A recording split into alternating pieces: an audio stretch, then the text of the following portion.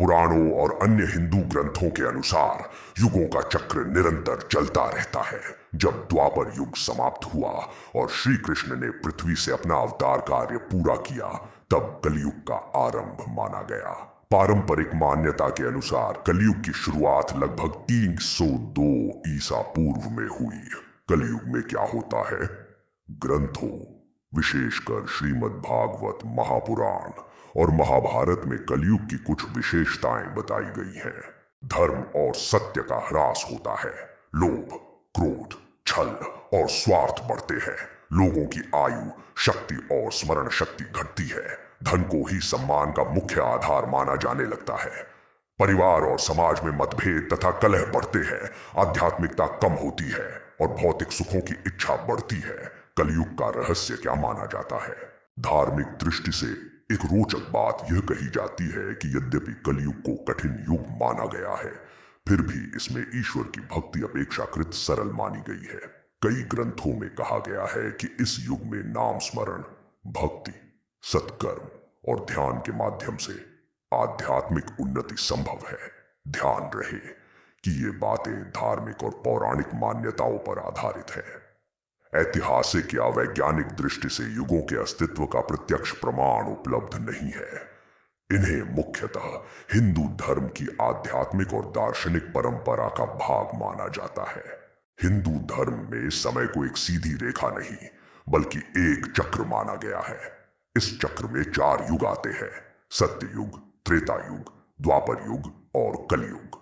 इनमें कलयुग को अंतिम युग माना गया है। वर्तमान समय को अधिकांश हिंदू परंपराएं कलयुग का काल मानती है। कलयुग का नाम सुनते ही लोगों के मन में पाप, अधर्म, कलह, लोभ और नैतिक पतन की छवि उभरती है। किंतु कलयुग का अर्थ केवल बुराई नहीं है। इसके भीतर अनेक गहरे आध्यात्मिक रहस्य भी छिपे हुए हैं। पुराणों, महाकाव्यों और संतों की वाणी में कलयुग का वर्णन केवल भविष्यवाणी के रूप में नहीं, बल्कि मानव मनोविज्ञान के दर्पण के रूप में भी मिलता है। यह युग मनुष्य की परीक्षा का युग माना गया है, जहां बाहरी अंधकार के बीच आंतरिक प्रकाश की खोज करनी होती है। हिंदू दर्शन के अनुसार ब्रह्मांड निरंतर सृजन, पालन और संहार के चक्र से गुजरता है। इसी प्रकार मानव सभ्यता भी 4 युगों के चक्र से गुजरती है।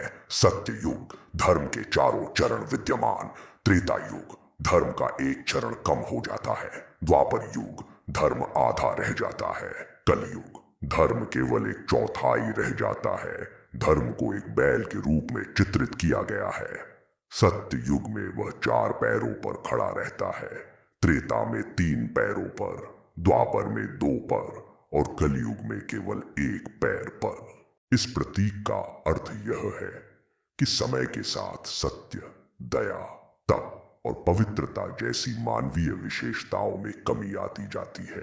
धार्मिक मान्यता के अनुसार कलयुग का आरंभ तब हुआ जब श्री कृष्ण ने पृथ्वी पर अपनी लीला समाप्त की।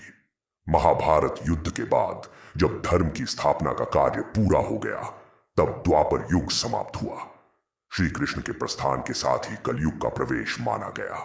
परंपरागत गणना के अनुसार कलयुग का आरंभ 302 ईसा पूर्व में हुआ। पुराणों में कली को एक प्रतीकात्मक शक्ति के रूप में भी दर्शाया गया है। वह अधर्म, मोह, लालच और झूठ का प्रतिनिधित्व करता है। बहुत से लोग कलयुग और कली को एक ही समझ लेते हैं, जबकि पुराणों में कली को एक विशेष शक्ति या पुरुष के रूप में वर्णित किया गया है। श्रीमद् भागवत, महापुराण में वर्णन मिलता है कि राजा परीक्षित ने कली को दंडित किया था। कली ने शरण मांगी, तब राजा ने उसे कुछ स्थानों में रहने की अनुमति दी। जुआ, मदिरा, व्यभिचार, हिंसा, स्वर्ण के प्रति अत्यधिक आसक्ति, इन स्थानों को प्रतीकात्मक रूप से मानव कमजोरियों, सत्य का ह्रासबॉट। कलयुग में सत्य का महत्व घटता जाता है। लोग सुविधा के अनुसार सत्य को बदलने लगते हैं। झूठ और छल सामान्य व्यवहार का हिस्सा बन जाते हैं। तो धन का प्रभुत्व। पुराणों में कहा गया है कि इस युग में व्यक्ति का सम्मान उसके चरित्र से नहीं, बल्कि धन से किया जाएगा। आज भी समाज में आर्थिक स्थिति को सफलता का मुख्य मापदंड माना जाता है। पारिवारिक विघटन कलयुग में परिवारों के भीतर प्रेम और त्याग कम होने का वर्णन मिलता है। रिश्तों में स्वार्थ बढ़ता है और संयुक्त परिवार टूटने लगते हैं। धर्म का बाहरी प्रदर्शन। लोग धर्म के वास्तविक सार की अपेक्षा बाहरी दिखावे को अधिक महत्व देने लगते हैं। आडंबर बढ़ता है जबकि आंतरिक शुद्धता कम हो जाती है। मानसिक अशांति। मनुष्य का मन चंचल और अस्थिर हो जाता है। तनाव, भय, ईर्ष्या और असंतोष बढ़ते हैं। कलयुग केवल बाहरी घटनाओं का नाम नहीं है। कई संतों ने कहा है कि कलयुग सबसे पहले मनुष्य के भीतर उत्पन्न होता है। जब सत्य की जगह झूठ आ जाए, करुणा की जगह क्रूरता आ जाए, संतोष की जगह लालच आ जाए, तब व्यक्ति के भीतर कलयुग प्रारंभ हो जाता है। इस दृष्टि से कलयुग एक मानसिक अवस्था भी है। आधुनिक विज्ञान युगों की धार्मिक अवधारणा को प्रमाणित नहीं करता, लेकिन यदि प्रतीकात्मक रूप से देखा जाए तो कई लोग कलयुग की व्याख्या सामाजिक और नैतिक परिवर्तनों के रूप में करते हैं। तकनीकी प्रगति के बावजूद तनाव बढ़ रहा है, पर्यावरण संकट बढ़ रहा है, सामाजिक संघर्ष बढ़ रहे हैं। इस कारण कुछ लोग मानते हैं कि प्राचीन ग्रंथों ने मानव प्रवृत्तियों का गहरा अध्ययन किया था। अधिकांश लोग समझते हैं कि कलयुग केवल बुराई का युग है, परंतु धार्मिक ग्रंथों में इसका एक अत्यंत सकारात्मक पक्ष भी बताया गया है। कहा जाता है कि अन्य युगों में कठोर तपस्या करनी पड़ती थी, जबकि कलयुग में साधारण भक्ति से भी आध्यात्मिक उन्नति संभव है। यही कलयुग का सबसे बड़ा रहस्य माना जाता है। जहां अंधकार अधिक होता है, वहां छोटी सी रोशनी भी दूर तक दिखाई देती है। कबीर, तुलसीदास और गुरु नानक जैसे संतों ने बार बार मनुष्य को भीतर की शुद्धता पर ध्यान देने का संदेश दिया। उनके अनुसार कलयुग में बाहरी परिस्थितियां चाहे जैसी हो, मनुष्य अपने भीतर ईश्वर का अनुभव कर सकता है। आज का युग विज्ञान और तकनीक का युग है। इंटरनेट, कृत्रिम बुद्धिमत्ता, अंतरिक्ष अनुसंधान और संचार के साधनों ने दुनिया को बदल दिया है।